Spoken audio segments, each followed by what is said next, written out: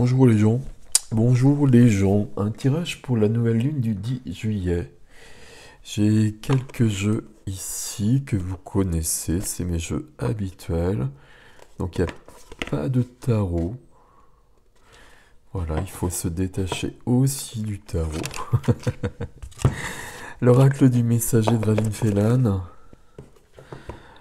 On va commencer plutôt ici d'ailleurs. Je vais vous les présenter au fur et à mesure. Hop. On va commencer avec le petit oracle de Gaïa de Claire Duval. Et Célia Mélesville que nous connaissons bien. On va prendre une carte ici pour voir ce qui apparaît sur cette nouvelle lune. Ok. Voilà, j'avais demandé un conseil ou quelque chose de cet ordre-là. Et accueille tes émotions.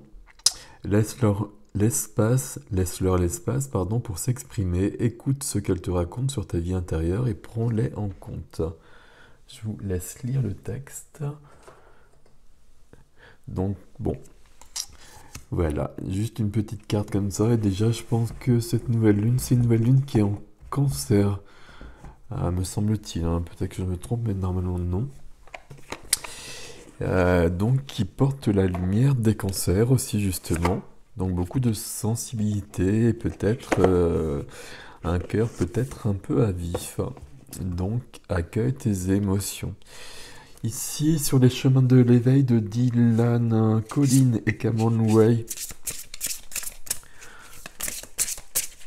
Alors, on va voir où on va. Quel est le but un peu? Enfin, le but. Où est-ce qu'elle nous emmène cette nouvelle lune? Vers quoi elle nous emmène?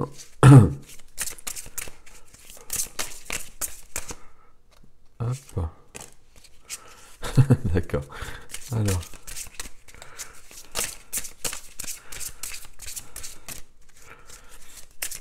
Alors la carte qui est tombée, que je vous enfin, qui est pas tombée parce que je l'ai prise, mais la carte, c'est la carte de l'éternité. Et je prends celle-ci, je vais en prendre une troisième. Il y a de la magie, il y a quelque chose de... Je sais pas comment exprimer, de plus grand. Il y a quelque chose de plus grand, il y a des reconnexions qui se font. Ça m'étonne pas du tout parce que c'est très actuel ce genre de choses. Et on a le feu qui est là. Et le feu, alors qu'on est sur du cancer, on est sur de l'eau. Donc il peut y avoir justement j'allais dire des contradictions. C'est pas juste de dire ça, mais des choses qui sont pas en accord et qui vont nous permettre d'avancer évidemment, mais qui sont pas forcément en accord à la base. La carte de l'éternité, je vais regarder dans le guide ce qui est marqué pour cette carte-là. Il y a peut-être des messages autres. Alors évidemment, il faut trouver la bonne page, hein. C'est le plus compliqué. Alors à chaque fois dans ce guide, il y a un poème au départ, donc je ne vais pas vous le lire. Ouais, l'enseignement vous invite à vous laisser aller à la libération émotionnelle et pour cela vous plongez pleinement dans vos émotions, comme vous plongez de la tête dans les étoiles. Je regarde le reste, des émotions accumulées voilà, qui vont sortir. Bon, et voilà, donc ok. Je savais qu'il y avait un truc pour cette carte. Il y a des émotions qui sortent, qui sont libérées par le feu aussi. Le feu est purificateur, le feu est libérateur. Et il y a la magie qui est en cours. Il y a beaucoup de libération. C'est le principe que vous connaissez en libération, transmutation. Sur un parcours d'éveil, plus on avance, alors j'essaie de le formuler d'une manière positive, parce que pour moi c'est très positif, mais c'est vrai qu'il y a une notion de travail qui revient sans cesse, et plus on a travaillé, plus il y a d'autres choses qui viennent. Euh, on est comme ça depuis un bout de temps, tous, depuis des mois, des années, particulièrement une année quand même, un peu plus, mais voilà, 2020 on va dire. Et pour l'instant, on reste vraiment dans ce mouvement. Et on va y rester encore plusieurs mois. Parce que là, il faut vraiment avancer. Et puis, il faut Alors, je devrais pas dire il faut, mais c'est un cadeau tout ça. On va tous vers notre lumière et on libère ce qui doit l'être. Et il y a des choses, quand on a libéré ce qui nous paraissait évident, ce qui était facile euh, de voir, donc ça, on l'a libéré. Et puis au fur et à mesure, il y a d'autres choses qui apparaissent. Et puis pour la plupart d'entre nous, il y a des choses qui ne sont pas à nous qui apparaissent aussi, des choses de notre lignée, des choses karmiques, des choses cosmiques, galactiques. Et il y a des choses de cet ordre-là qui apparaissent, mais ça semble parfois beaucoup. Mais on est venu pour libérer tout ça aussi. Et pour que tous ces poids qui demeurent sur la planète, qui stagnent, puissent être libérés. Et pour qu'on arrive sur des énergies beaucoup plus légères et beaucoup plus lumineuses. Donc je continue ici avec une carte de ce jeu. Donc toujours les mêmes auteurs d'ailleurs, hein. Donc un beau travail à chaque fois, hein. Toujours un gage de qualité avec ces coffrets. Et puis Claire Duval, Célia Mélesville, Claire de la Lune sur YouTube et Célia Mélesville sur YouTube, hein, qui œuvrent au niveau des tarots et des oracles, hein, et beaucoup de connaissances, beaucoup de sensibilité, beaucoup de talent. Et donc il y a une carte ici pour voir qu'est-ce qui peut nous aider. Et c'est Thoth qui vient. Ok. Thoth, c'est une énergie égyptienne qui est très lumineuse, très précieuse, qui est liée à l'écriture à la base, mais Thoth, c'est aussi Hermès, etc. Donc il y a tout un cheminement par rapport à cette énergie-là, qui vient de l'Atlantide à la base, en passant par l'Égypte, comme beaucoup. Thoth, l'apprentissage. Prends exemple sur moi et aiguise ton sens critique. Sache reconnaître ce qui est bénéfique dans ta vie et ce qui ne l'est pas. Alors je vais le refaire parce que je l'ai très mal lu. Prends exemple sur moi et aiguise ton sens critique. Sache reconnaître ce qui est bénéfique dans ta vie de ce qui ne l'est pas. Donc là, il y a un travail, il y a un tri à faire. Il va y avoir du tri à faire avec cette nouvelle lune et puis il va falloir séparer le bon grain de l'ivraie. Travail de nettoyage aussi. Un nettoyage, c'est toujours le même système à tous les niveaux, hein. Nettoyage à l'intérieur, nettoyage à l'extérieur aussi. Quand on n'est pas top, on va le dire comme ça, quand on n'est pas top, c'est toujours une bonne idée, même si dans ces cas-là, on n'a pas forcément beaucoup d'énergie, mais pour se retrouver un peu mieux, pour reprendre des forces, ben, une des solutions parfois, c'est de ranger la maison, de ranger l'appartement et de nettoyer, que tout soit propre évidemment. Ça permet d'être comme ça à l'intérieur, donc toujours le double mouvement, mais aussi de faire du tri. Et puis tout ce qui n'est plus utile, tout ce qui ne sert pas, ce sont des énergies qui s'accumulent. Donc ben, ces énergies-là, on n'en a plus besoin, donc on s'en débarrasse. On les donne, on les vend, on les jette s'il n'y a pas d'autre solution. Mais en tout cas, on essaie de garder chez soi que des énergies qui sont actualisées par rapport à qui l'on est et qui l'on devient au fur et à mesure. Ok. Les portes de l'âme, je crois, ou les portes de l'intention, je ne sais jamais quel dos c'est, donc je me trompe toujours de coffret. Ici, on va prendre quelques cartes pour voir ce qui vient. Pour voir ce qui s'ouvre, quelles portes s'ouvrent du coup, puisque ce sont les portes de l'âme. Vanessa Mizarek et Brigitte Barberan. Ok, il y en a deux qui viennent ici. Je crois que j'en veux un peu plus. Non, je crois qu'il en faut juste une autre. Je sais pas, on va voir. Alors, je sais pas, oui ou non. Ouais. Ok, d'accord. J'en veux une autre, s'il vous plaît. Moi, je veux celle-là, en tout cas. Ouais, d'accord. Voilà, je savais bien qu'il y en avait d'autres. Donc, on va prendre ces 5-là. Voilà, il y a beaucoup de choses là quand même, hein. Donc la première, c'est la gratitude. Je vais vous lire le texte, je vais vous la montrer après. La gratitude est le chemin qu'emprunte la prospérité et le succès pour venir à votre rencontre. Donc ici aussi on fait circuler, hein.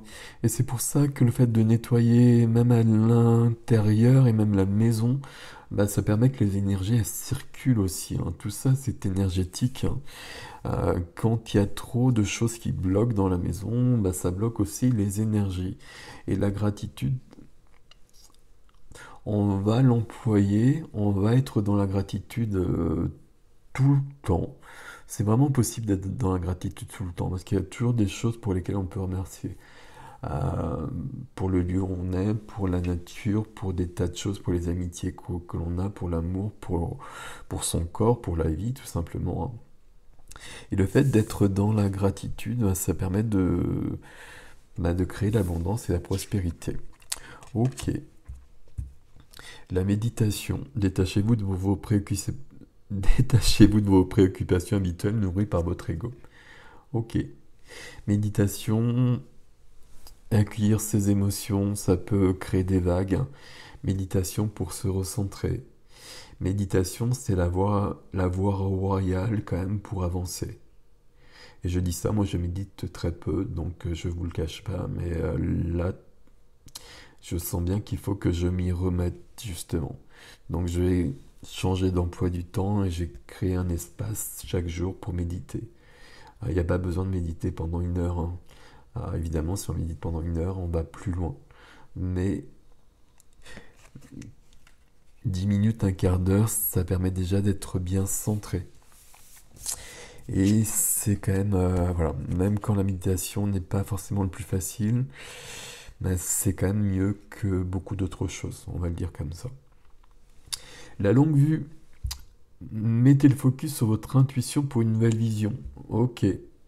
Ici, plutôt pour moi, avec cette nouvelle lune, puisque c'est le tirage, je pense qu'on est en train de préparer et de nettoyer, c'est le mot qui revient sans cesse, des choses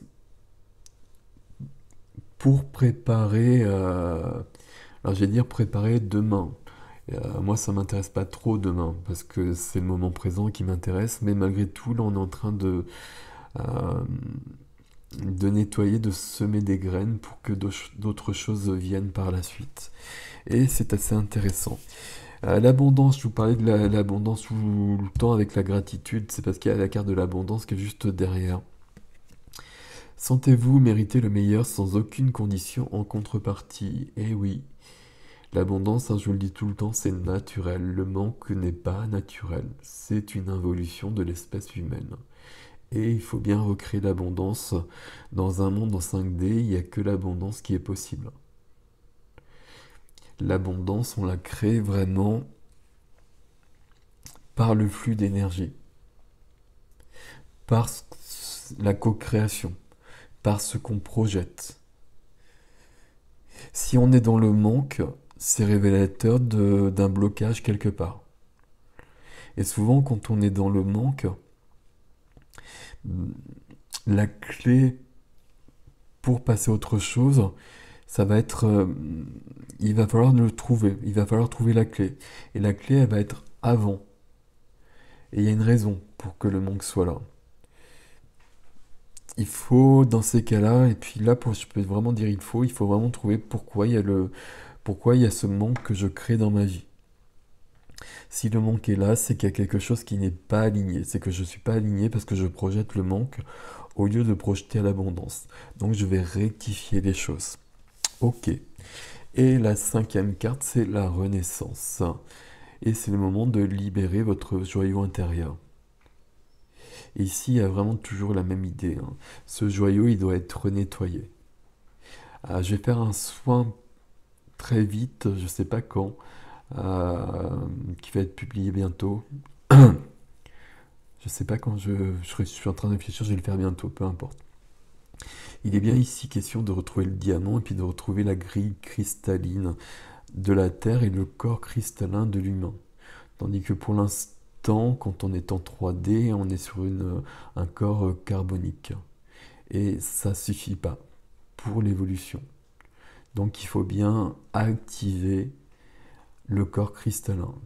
Il faut activer aussi tous les chakras et tous les brins d'ADN possibles. Et dans l'involution, donc il n'y a que 2-3 brins d'ADN alors qu'il y en a 12 à la base déjà. Et donc il faut bien activer ces 12 brins d'ADN. Ok, ça je vous fais un soin très vite sur la chaîne par rapport à ça. Et très très très vite, hein, parce que voilà, ça devient urgent, ça, on a vraiment précisé. On m'a précisé de ces 12 brins d'ADN, donc c'est ok pour moi, et qu'il y en avait peut-être d'autres. Donc ça, on verra ça au fur et à mesure, mais si tout le monde avait les 12 brins d'ADN activés, ce serait déjà beaucoup de choses, ce serait une grande grande évolution. Alors ça saute ou ça saute pas? Toi tu peux venir. Donc vous avez reconnu le jeu, je vous l'ai montré je crois, je sais plus. L'oracle du messager de Ravin Phelan avec un... C'est un oracle que j'ai depuis très longtemps, ça qui est vraiment très subtil avec des illustrations très jolies. 3, je les remets, ça fait trop. Mais il m'en faut d'autres par contre, s'il vous plaît. Il m'en faut d'autres. Alors je vous ai pas dit, hein, mais il faut absolument liker, partager, commenter, vous abonner. Et pour une guidance, ça c'est bon. Pour une guidance, pour un soin, pour de la numérologie, pour je sais plus quoi, moi ce que je propose. C'est en évolution, ça aussi. Vous passez par le site, vous regardez si ça vous convient, vous lisez le descriptif, hein, si ça vous convient pas, ça vous convient pas. Ok. Je vous montre le 2 deck ici, il est temps de réfléchir. Ok. Il est temps de réfléchir, il y a 2 faces. Hein. Enfin, il y a 2 faces. Il y a 2 personnages, et puis il y a peut-être des choses à nettoyer aussi. Nettoyer, voilà, je vais le redire sans cesse parce que je pense que c'est l'énergie en cours.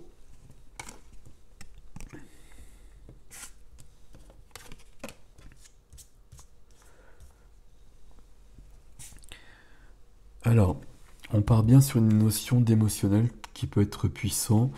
Et la 41 vous dit de partager vos pensées, d'exprimer les choses. Et ici, c'est même pas partager vos pensées, d'ailleurs, c'est plutôt partager vos émotions. Ok. Cette carte 28, besoins et nécessités. Quels sont vos besoins et quelles sont vos nécessités? C'est pas toujours simple de le savoir et donc c'est bien à un moment donné de se poser, de prendre le temps de réfléchir à ça. Là, il y a un gros truc qui se prépare encore avec cette lunaison. Hein.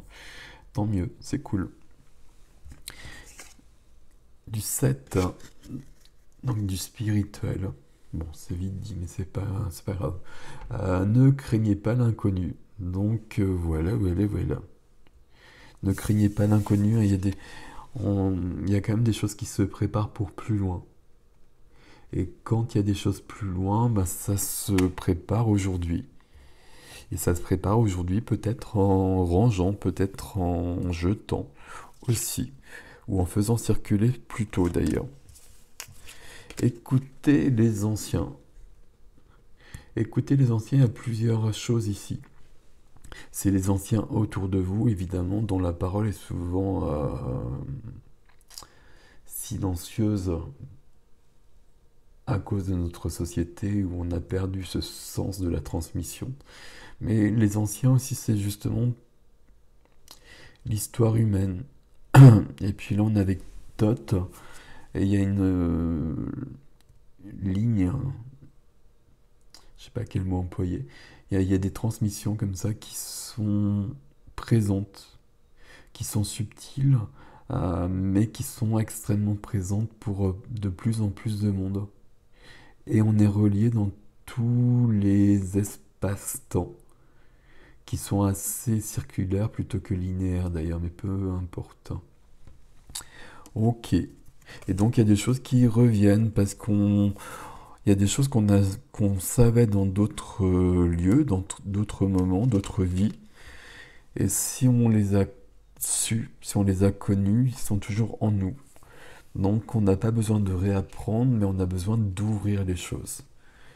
Et ici, cette carte qui est sublime. Nous sommes tous reliés les uns aux autres et on avance tous ensemble. C'est bien l'unité qui est présente et on est venu vraiment pour restaurer cette unité, pour aller plus loin. La séparation, c'est vraiment de la 3D et c'est vraiment l'involution. L'unité, le retour à l'unité, c'est l'évolution, c'est la 5D, c'est plus que ça même. Mais on a vraiment besoin de ça, parce qu'on s'est vraiment égaré pendant très très longtemps. Donc on va y arriver. Donc voilà les gens. On va arrêter là, je pense que c'est... On voit bien le message, on voit bien que ça va être costaud à nouveau. Donc on nous conseille quand même méditation ici, hein, d'être bien centré quand même. Peut-être ici aussi de bien penser qu'il y a des choses qui vont peut-être nous échapper, mais que c'est logique pour préparer autre chose derrière quand même. Et puis la première des cartes, c'était quand même celle-ci. Donc les émotions, on les laisse prendre leur place. On va pas être dans la résistance. Si on est dans la résistance, ça va être lourd. Donc s'il y a des émotions qui sont perturbantes, on va plutôt les accueillir et les laisser traverser. On va essayer de se reposer. On va boire de l'eau aussi. Boire de l'eau, c'est très important. Tout le temps. Et puis on va se laisser traverser par tout ça. Quand même un autre conseil ici, hein, de partager, de parler, de trouver du soutien, notamment si on est vraiment perturbé. Et donc il faut exprimer les choses. Et toujours l'idée, c'est de ne pas les cristalliser dans le corps. Si elles se cristallisent dans le corps, et notamment au niveau des émotions qui sont trop, ça va créer des nœuds à nouveau, et puis il faudra les libérer. Donc c'est pas le bon système. On va y arriver, et puis voilà ce qui est promis quand même. Et ce qui est promis, c'est l'humain comme ça, et c'est très cool. Voilà les gens, eh bien je vous souhaite une joyeuse nouvelle lune. Posez vos intentions aussi, c'est quand même le moment idéal par rapport à ça. Et le fait de poser ses intentions, ça permet de savoir ce que l'on veut, ce qui n'est pas toujours si simple que ça. Poser ses intentions, de les formuler d'une manière lumineuse, hein, d'une manière positive. Autrement, on va vibrer autre chose. Donc il faut faire attention à ce qui est formulé. Si on veut l'abondance et que c'est mal formulé, on est peut-être en train de vibrer le manque. Donc on vérifie vraiment précisément ce que l'on vibre et ce que l'on demande. Voilà les gens, prenez soin de vous. À très bientôt. Salut!